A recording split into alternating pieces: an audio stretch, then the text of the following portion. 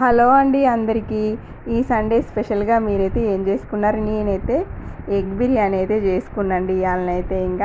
ఇంకా అప్పుడప్పుడైతే ఎప్పుడు ఒకే వంట కాకుండా మార్చి చేసుకుంటానన్నమాట. ఈరోజైతే చికెను మటను ఫిష్ ఏం లేదు, ఇంకా ఎగ్ తోటి మంచిగా దమ్ బిర్యానీ లాగా చేసిన.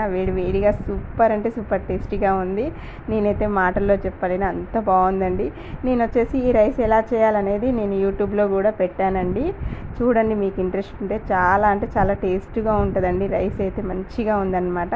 మా పిల్లలు కూడా మస్తు ఇష్టంగా తింటారనమాట. దీన్ని ఎక్కువ కదపకూడదు, ఇట్లా మంచిగా మనం సైడ్లో నుంచి ఎత్తుకోవాలన్నమాట. రైస్ అనేది ఈ విధంగా ఉంటుందన్నమాట. మంచిగా రైతాతో కానీ ఆనియన్స్తో కానీ తిన్నామంటే బాగుంటుందన్నమాట. ఎగ్ దమ్ బిర్యానీ చాలా టేస్టీగా ఉంటుందండి, హోటల్ స్టైల్లో లాగా.